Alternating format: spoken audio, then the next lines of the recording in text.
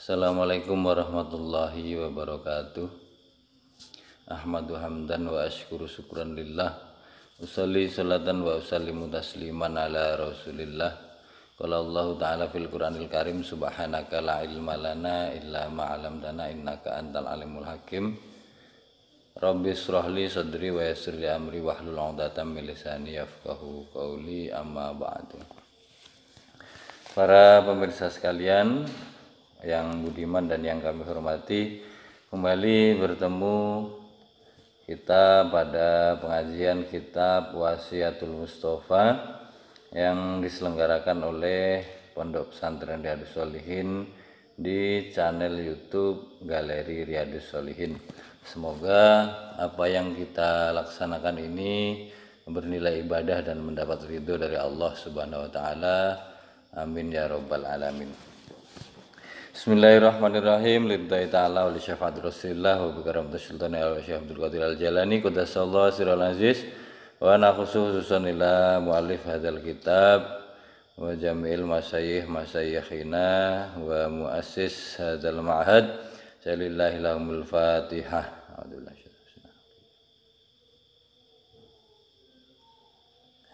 Bismillahirrahmanirrahim. Kita lanjutkan. Bismillahirrahmanirrahim. Faslun fi taubati. Kemarin terakhir kita membahas mengenai pasal tentang jujur ya, tentang sidqi was sidaqoti, tentang jujur, kemudian tentang pergaulan, adab pergaulan berteman. Selanjutnya hari ini kita lanjutkan kembali. Bismillahirrahmanirrahim. Faslun utawi iki gono fasal fi taubati ing dalem nerangake tobat. Kala ngendika sapa alaihi salatu wasallam Rasulullah sallallahu alaihi wasallam, ya Ali, ya Ali, la taubata lit taibi hatta yaghsila batnahu minal haram bitibil kasbihi. La taubata ora jeneng tobat litaibi kedue wong kang tobat hatta yaksila sehingga ngumbah sapa taib barnahu ing wetenge taib minal harami saking mangan barang utawa perkara kang haram. Bitibi kasbihi kelawan baguse kasbine taib. Bismillahirrahmanirrahim. Pesan selanjutnya dari Rasulullah SAW kepada Sayyidina Ali karramallahu wajhah, yaitu tentang taubat. Hei Ali, tidak disebut taubat bagi orang yang bertobat itu sebelum dia membersihkan perutnya, berarti isi perutnya dari barang-barang yang haram, dan bagusnya dia berusaha atau mencari nafkah. Jadi orang yang bertobat itu tidak disebut tobat kalau dia belum membersihkan seluruh isi perutnya. Artinya barangkali mungkin dulu ketika dia belum bertobat tentu ada melakukan perkara-perkara atau memakan makanan atau melakukan pekerjaan yang dilarang oleh Allah, yang tidak boleh oleh Allah, yang diharamkan oleh Allah. Maka kalau dia bertaubat tentu saja dia harus menghentikan semua pekerjaan itu, kemudian memulai sesuatu yang baru, melakukan sesuatu yang baru, menghindari makanan-makanan yang haram, kemudian melakukan pekerjaan yang baru. Pekerjaan yang lama yang diharamkan oleh Allah itu harus ditinggal, kemudian melakukan pekerjaan yang bagus, yang sesuai dengan tuntunan, yang tidak melanggar perintah Allah, yang tidak melanggar larangan Allah. Jadi seperti itu, harus dibersihkan. Jadi dihindari makan makanan yang haram. Bismillahirrahmanirrahim. Ya Ali, idza lam yakun al-alimu takian dolat mau'izatuhu ala qulubin nas kama yazillul qatru ala bidin na'ami was-sofa. Bismillahirrahmanirrahim. Ya Ali, idza lam yakun tatkalane ora ana sapa alimu wong kang alim takian wedi ing Allah, zolat mongko dadi apa mau izatuhu pituture wong alim, ala kulubin nasi ing atase pira-pira atine pira-pira menungso, kama yadillu kaya lae dadi apa alqatru tetes udan, ala bidi naami ing atase ndoke manuk kasuari, ndoke burung kasuari, wasofalan pira-pira watu kang alus. Bismillahirrahmanirrahim. Hai Ali, apabila seorang alim, wong alim ya ustad ya ulama, kiai, takian ora wedi sapa wong alim. Jadi orang alim yang tidak takut kepada Allah, orang alim yang tidak takut kepada Allah itu apa yang disampaikannya, mau idzohnya, apa yang disampaikannya, nasihatnya, apabila dia menyampaikan sesuatu kepada orang lain, itu sama halnya seperti yang dia sampaikan itu seperti ibaratnya tetes hujan. Jadi seperti hujan yang turun di atas telur, di atas telurnya burung kasuari. Burung kasuari ini apa burung unta itu apa ya? Habis itu digulai dhewe lah. Burung kasuari atau batu yang halus. Jadi seperti itu ibaratnya, seperti kalau netes di telur kan tentu dia tidak ada yang meresap gitu. Jadi dia yus ambiar bahasanya anak-anak muda sekarang, ambiar ya hanya jatuh, ya tidak meresap sama sekali, hanya yus ngliwati tok. Artinya kalau bahasa sekarangnya itu mungkin yang lebih akrab kita dengar ya masuk telinga kiri keluar telinga kanan begitu ya. Jadi tidak ada bekasnya sama sekali. Jadi orang alim, sekali lagi orang alim yang tidak takut kepada Allah, apabila menyampaikan sesuatu kemudian dia hanya seperti diibaratkan seperti air hujan yang menetes di atas telur atau di atas batu yang halus. Jadi yang disampaikannya tidak membekas sekali, tidak membekas sama sekali. Jadi tidak ada, ya dalam bahasa yang lebih kasar bisa dibilang apa yang dia sampaikan itu tidak ada bekasnya, tidak membekas apa-apa, tidak mempengaruhi apa-apa terhadap orang yang dia nasihati, orang yang dia kasih nasihat. Apalagi kalau menyampaikannya tentu dengan cara-cara yang tidak baik, apalagi dengan bahasa yang ya tidak baik, kemudian ya isinya cenderung menjelek-jelekkan orang lain, menjelek-jelekkan oknum yang lain, menjelek-jelekkan apalah orang lain begitu ya. Jadi ya apalagi seperti itu, wong yang orang alim yang katakanlah dia menyampaikan sesuatu yang baik tetapi dia tidak ikhlas begitu, tidak tulus karena Allah, dan dia tidak takut terhadap Allah, tidak bertakwa kepada Allah, maka yang dia sampaikan orang yang berilmu tadi, orang alim tadi menyampaikan sesuatu seperti tetes hujan di atas batu yang halus atau di atas telurnya burung kasuari. Ini tidak membekas sama sekali, tidak ada manfaatnya, tidak ada fadilahnya. Jadi seperti itu. Apalagi yang menyampaikan dengan cara yang tidak baik, karena di zaman yang seperti ini orang bisa ngomong apa saja di mana saja, dan orang bisa mengkonsumsi apa saja dari mana saja. Bisa jadi dari grup-grup WA, dari Facebook, dari YouTube.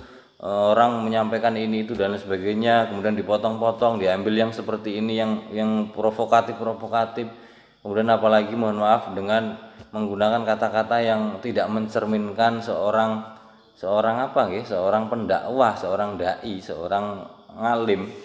Jadi sangat disayangkan sekali kalau ada hal-hal seperti itu kemudian kita ikut larut di dalamnya atau menjadi penggemar fanatik yang kita tidak tahu sama sekali mungkin latar belakangnya seperti apa, kemudian apakah yang disampaikan itu betul atau tidak, termasuk siapa gurunya, dia ngajinya di mana, mondoknya di mana, kita tidak pernah tahu. Jadi memang harus berhati-hati betul di zaman modern ini, di zaman yang serba semua bisa diakses dari rumah.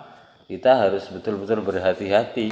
Ya artinya salah satu caranya misalnya kita mendengar info yang jangan langsung kita makan mentah-mentah lah, jangan langsung kita terima bahwa sesuatu yang disampaikan oleh si A itu adalah benar, jangan. Minimal kita berusaha melakukan riset, penelitian, minimal cari-cari sumber atau bahan-bahan lain yang berkaitan dengan informasi yang kita dengar. Jadi kita tidak lantas langsung percaya begitu saja, kemudian apalagi langsung gampang terprovokasi dengan apa yang dia sampaikan. Karena belakangan ini ada banyak orang-orang yang mengatasnamakan ulama, menamakan dirinya, melabeli dirinya ulama, orang alim, tetapi yang dia sampaikan, yang dia tampilkan di media sosial itu sama sekali tidak mencerminkan bahwa dia itu seorang alim.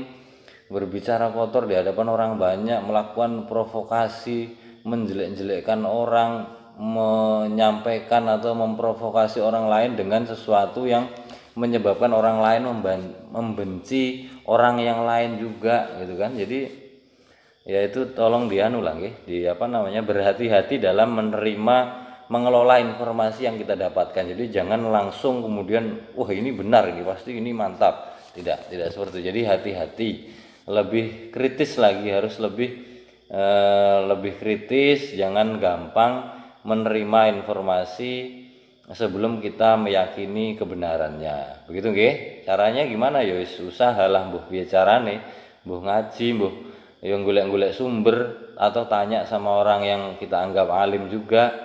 Banyak cara untuk memastikan, memvalidasi informasi apakah yang kita terima itu benar atau tidak. Karena zaman sekarang ini orang bikin berita hoak itu, orang menyebarkan informasi yang tidak benar itu ada yang bayar. Jadi memang ada orang-orang tertentu di luaran sana yang sengaja menciptakan orang atau menciptakan sebuah lembaga atau kelompok yang kerjaannya memang bikin berita hoak. Jadi jangan heran kalau sekarang berita hoak itu sudah tidak bisa kita kontrol lagi. Jadi kita semakin sulit membedakan mana yang berita benar dan mana yang berita bohong. Makanya hati-hati dalam mengelola semua informasi yang kita terima di media sosial terutama. Begitu nggih? Bismillahirrahmanirrahim, kita lanjutkan. Bismillahirrahmanirrahim. Ya Ali.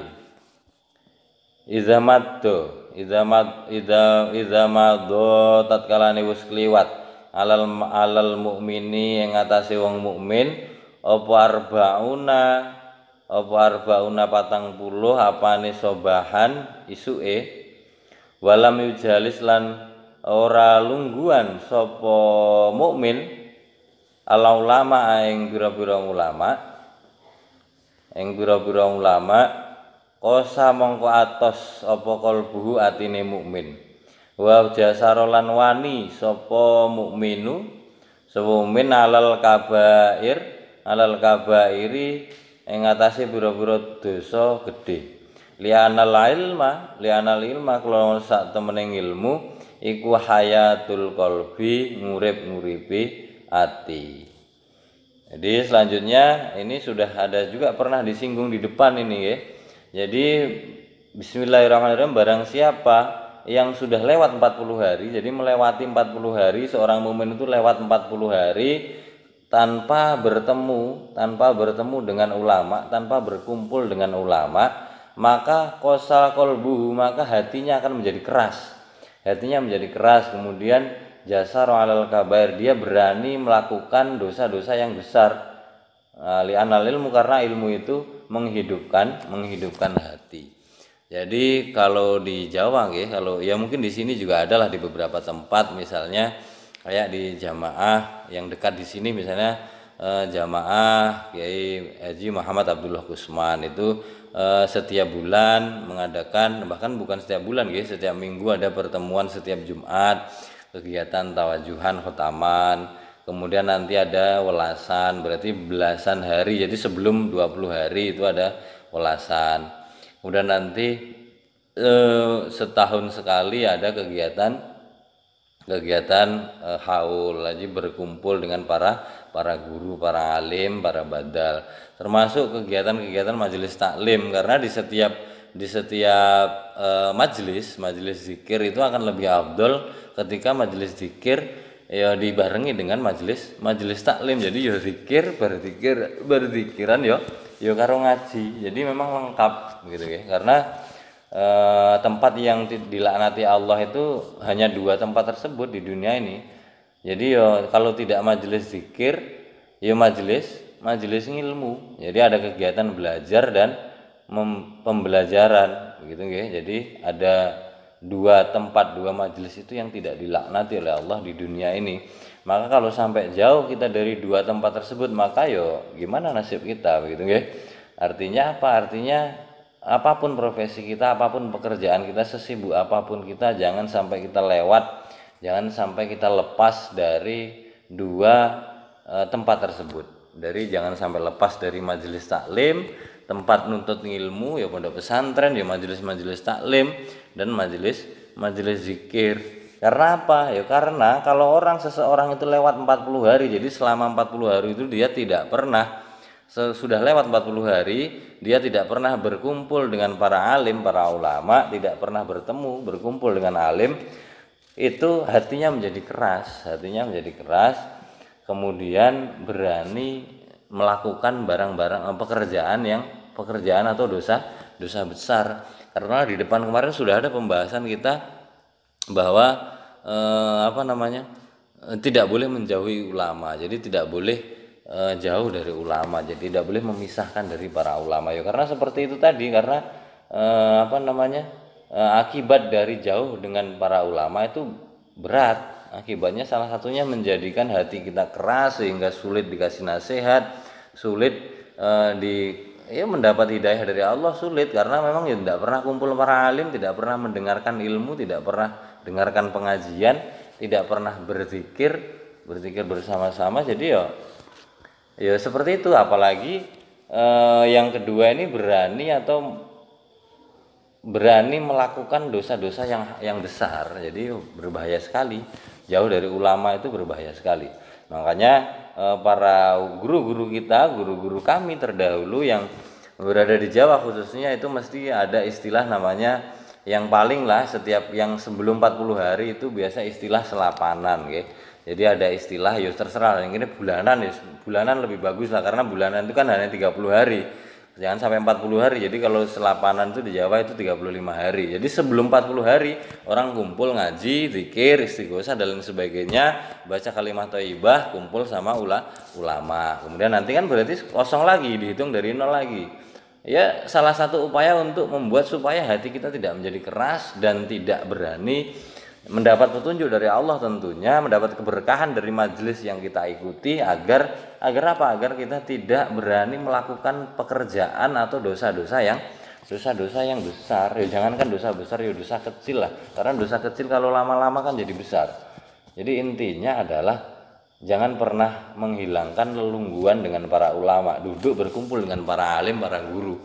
Karena selain yang saya sampaikan di awal tadi, kemarin ada 7 hal yang membuat malaikat Jibril iri terhadap manusia, ingin menjadi Bani Adam. Itu salah satunya adalah karena dalam kehidupan manusia adalah ada kegiatan berkumpul dengan para ulama. Maka dari itu Jibril tahu bahwa berkumpul ulama itu, berkumpul satu majelis, duduk dengan para ulama itu merupakan fadilah yang luar biasa di mata Allah. Jadi merupakan sebuah keistimewaan di mata Allah. Makanya malaikat Jibril pengen jadi manusia, karena manusia bisa kumpul sama ulama. Jadi kita yang masih berkesempatan, masih hidup, masih punya waktu luang sebelum 40 hari minimal, ya diusahakan entah sekali tempo, 20 hari sekali, 1 bulan sekali lah yang enak ngitungnya nggih. 1 bulan sekali, entah kita silaturahmi atau mendatangkan guru, pinter-pinter bagaimana caranya lah mendatangi majelis taklim dan lain sebagainya, agar kita tetap sebelum 40 hari itu berada dalam sebuah majelis bersama para ulama. Karena ini Rasulullah yang menyampaikan gitu loh nggih. Jadi memang ini diwanti-wanti betul, jangan sampai lebih 40 hari tidak berkumpul sama para ulama. Begitu nggih. Kita lanjutkan. Bismillahirrahmanirrahim. Ya aliyu. Ya innallaha la yastahi min azabil ghani syarikin wa alimin fasikin. Bismillahirrahmanirrahim. Ya Ali, he Ali, Sayyidina Ali, innallaha sak temene Gusti Allah iku layastahi ora isin sapa Allah min azabi saking nyiksa ngazab ghanien ing wong kang sugih, wong sugih sarikin kang dadi maling wa alimin lan wong alim fasikin kang fasik. Pesan selanjutnya dari Rasulullah kepada Sayyidina Ali bahwa Allah itu tidak akan malu, ya Allah tidak mikir-mikir lagi lah gitu, artinya Allah tidak merasa terbebani ya, meskipun Allah tidak pernah terbebani oleh apapun ya, karena Allah cukup dengan dirinya sendiri, wahidun ya, berkuasa, maha satu, tidak bergantung terhadap sesuatu apapun ya, apalagi bergantung kepada makhluk, tidak ada. Jadi Allah ini bebas sebebas-bebasnya. Jadi artinya Allah itu tidak akan malu, tidak akan sungkan-sungkan untuk mengazab, memberikan azab kepada orang kaya tapi maling, orang kaya maling orang kaya maling enggak apa yang harus dimalukan gitu kasarannya gitu. Dia kaya karena mencuri. Jadi seorang pencuri yang kaya gitu, orang yang mendapatkan harta kekayaan dari mencuri. Ya artinya mencuri itu tidak kok lantas ya, mencuri kan banyak bentuknya nggih. Kalau sekarang kan ya kayak koruptor itu kan sebenarnya kayak maling juga tuh.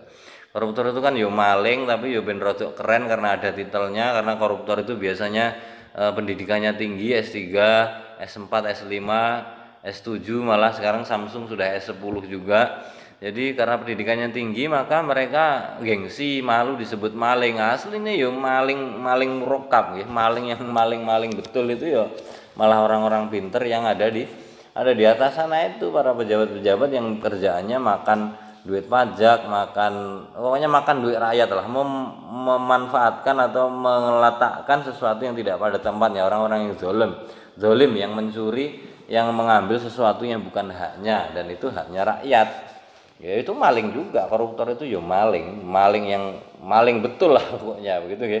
Kalau maling yang di kampung kan paling ya nyuri ayam, pol-polan, mungkin buka berangkas di rumah dan lain sebagainya. Tapi kalau koruptor itu malingnya mencapai miliaran, mencapai triliunan, mencapai biliunan, karena yang dia kerjakan, yang dia lakukan itu cara mencurinya ya canggih kan gitu ya. Jadi memang maling yang besar sekali.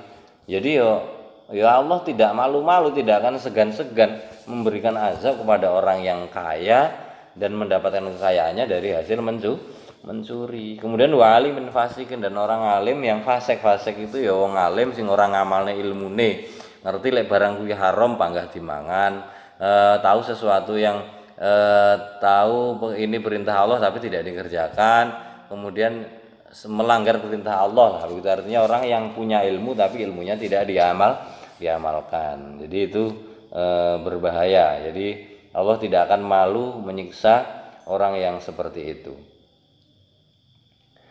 Bismillahirrahmanirrahim.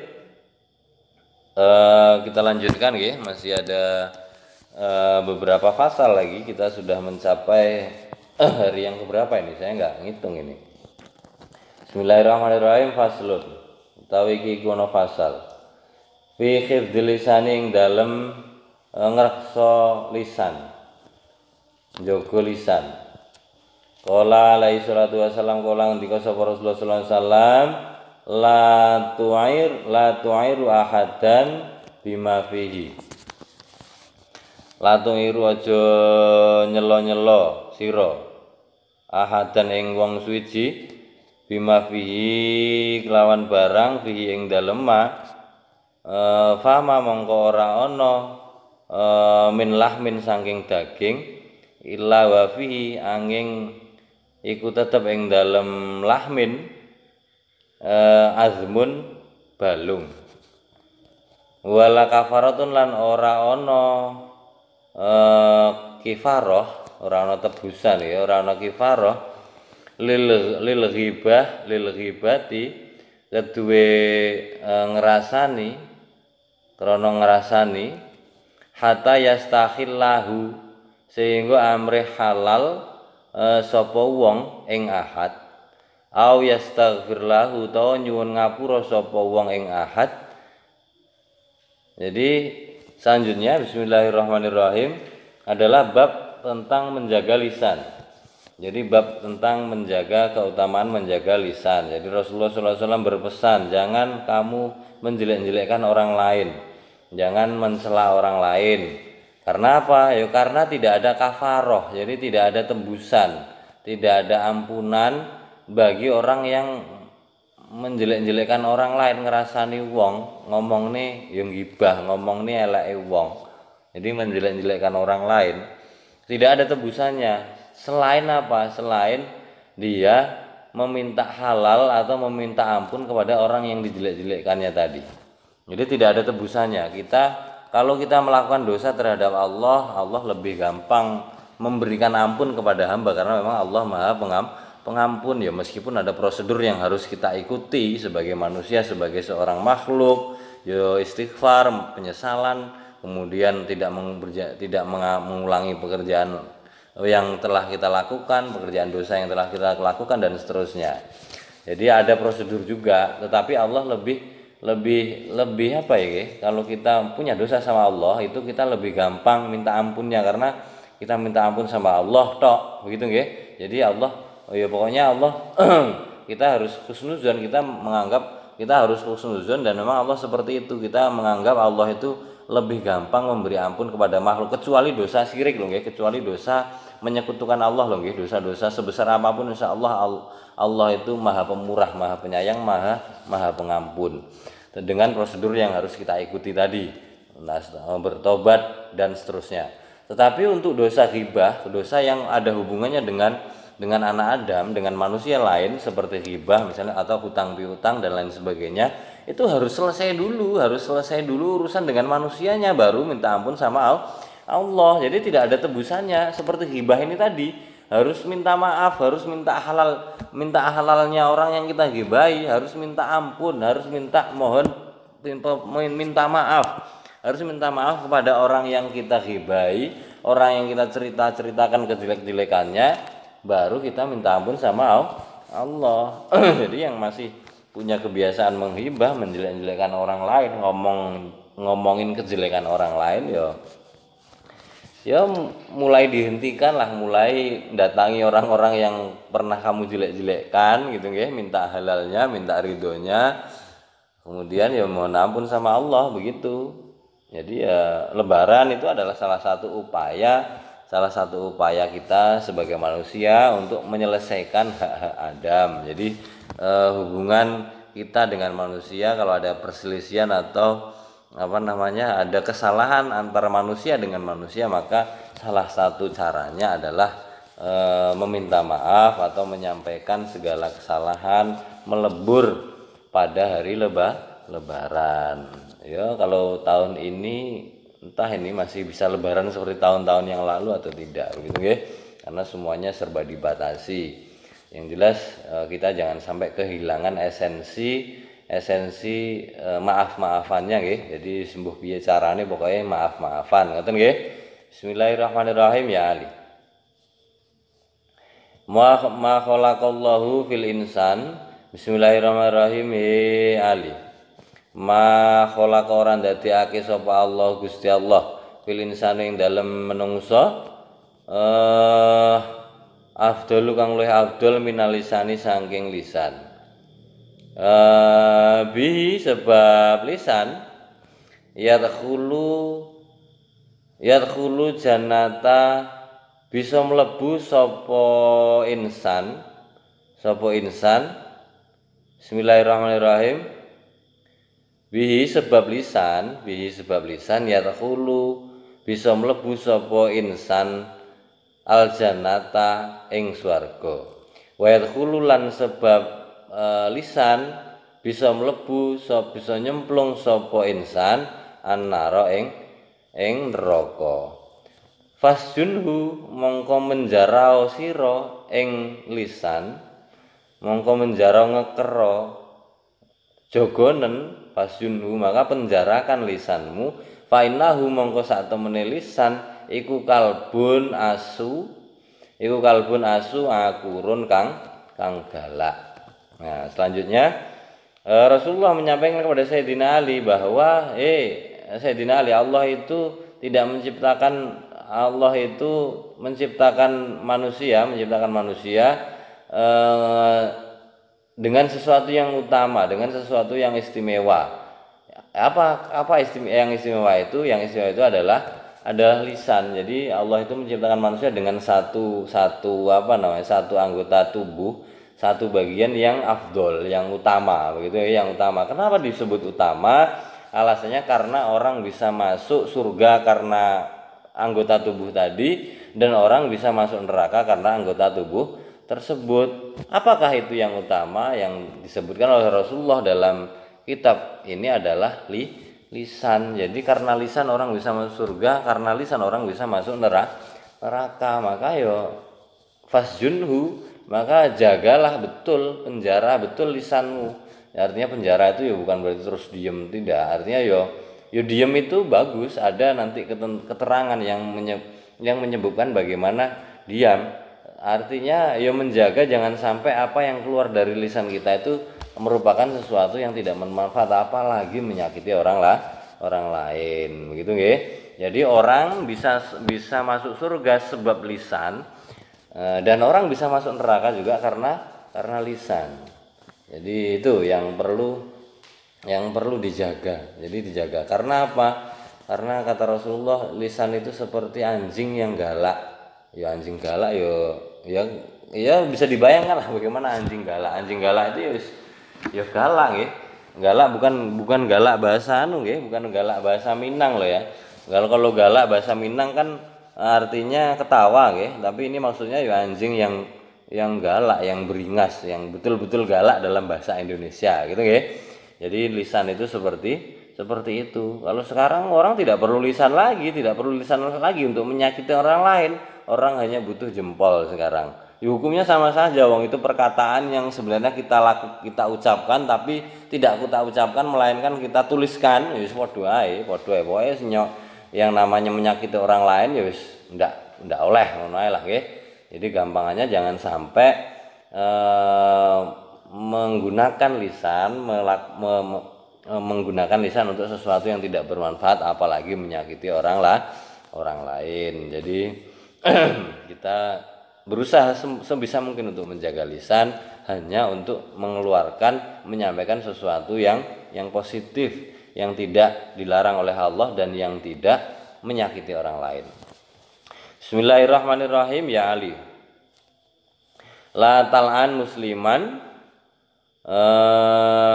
Bismillahirrahmanirrahim. La tal'an muslim, aja nglaknati sira musliman ing wong muslim, waladabatan lan aja nglaknati sira ing raja kaya, ing hewan, ing hayawan nggih. Raja kaya iki hewan.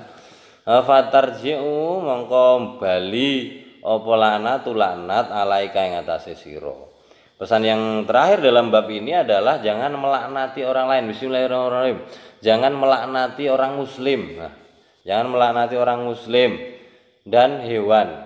Fatarji'ul laknat alaika, karena laknat itu akan kembali kepada dirimu sendiri. Nah, ini yang berbahaya, masih ada kaitannya dengan lisan. Jadi jangan gampang-gampang. Kalau yang sekarang seperti pernah juga saya sampaikan ini berkali-kali sama santri, saya sering sampaikan kalau di luaran sana banyak orang yang gampang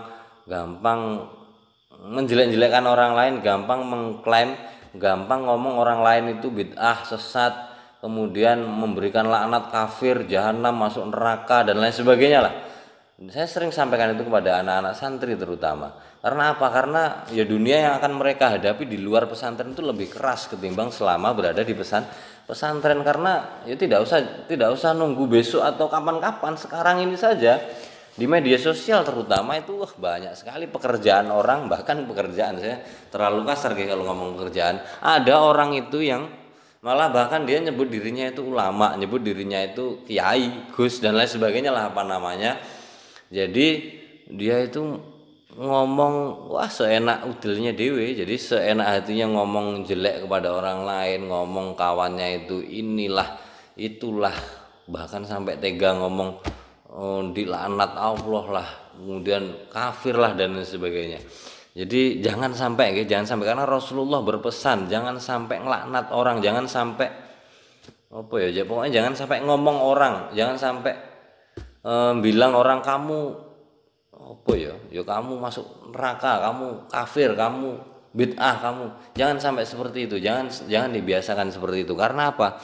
Karena laknat atau kebiasaan ngatain orang lain seperti itu sesungguhnya akan kembali kepada diri kita sendiri. Makanya kalau orang, makanya kita sesama muslim itu dilarang ngomong kepada, apalagi kepada orang yang lain disebut dengan bahasa kafir, kemudian sesat, masuk neraka, kan bahaya ya. Jadi wong podo-podo salat ya wis ya ya kalaupun ada berselisih ya wis diselesaikan dengan cara yang baik lah, tidak perlu melakukan hujatan, tidak perlu melakukan perkataan-perkataan yang piye ya, yang menyakiti orang lain, yang apa ya bahasane wis menimbulkan hal seperti itulah. Sampai menyebut saudara kita yang muslim, padahal dia itu ya muslim ya Islam, ya mbuh salat ora, sing penting dia kan yakin to karo Gusti Allah, ya yakin karo Rasulullah, berarti kan ya si Islam. Gitu loh guys. Jadi artinya ya jangan gampang-gampang nyebut orang kafir, jangan gampang-gampang nyebut orang sesat, nyebut orang bid'ah dan lain sebagainya, karena laknat atau sebutan kita kepada orang lain itu sesungguhnya akan kembali kepada diri kita sendiri. Ya kalau ngomong sama orang lain ngomong ya bagus-bagus saja supaya kembali ke diri kita kan begitu guys. Jangan menyampaikan sesuatu yang jelek-jelek. Jangan apalagi melaknat, ngatain orang kafir, masuk neraka, jahanam dan lain sebagainya. Ngoten nggih. Jadi ya bismillah berusaha menggunakan lisan, karena ya kita sama-sama belajar ya. Kita ini semua harus belajar. Wong sing belajar ya urung karoni sapa meneh sing enggak belajar kan luwih bahaya neh. Jadi kita ngaji ini ya dalam rangka belajar. Kalau selama ini mungkin lisan kita ini masih banyak kita pergunakan untuk sesuatu yang tidak bermanfaat, ya setelah ngaji ini mulai diperbaiki. Kalau nggak bermanfaat ya nggak usah ngomong. Kalau ngomong kira-kira agak keras dikit kemudian menyakiti orang lain ya mbok nggak usah ngomong. Ya pokoknya kita berusaha supaya lisan kita ini benar-benar menjadi lisan yang menyebabkan kita masuk surga, bukan sebaliknya seperti Rasulullah di awal tadi yang menjadikan lisan ini sebagai anggota utama dalam tubuh kita, dalam bagian dari manusia. Karena dengan lisan orang bisa masuk surga, bisa juga menyemplung neraka. Jadi seperti itu. Semoga pertemuan kita pada kesempatan hari ini bernilai manfaat bagi kehidupan kita saat ini ataupun yang akan datang. Amin ya rabbal alamin. Mohon maaf apabila ada kesalahan, kekurangan, koreksi dan saran kami tunggu, kami terima di kolom komentar. Silahkan atau bisa langsung disampaikan kepada kami ke pesantren.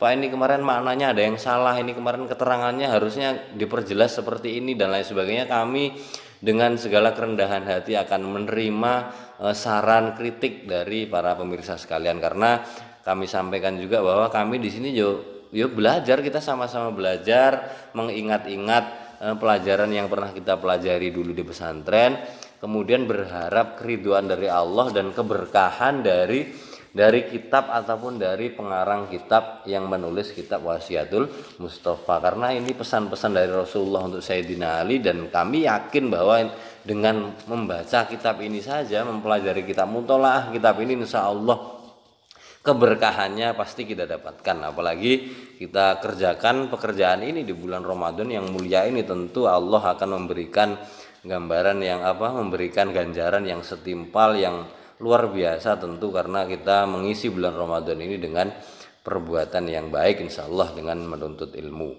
Sekali lagi mohon maaf atas segala kekurangan. Sekian dari saya, wallahul muwaffiq ila aqwamit thoriq. Salamullahi alaikum warahmatullahi wabarakatuh.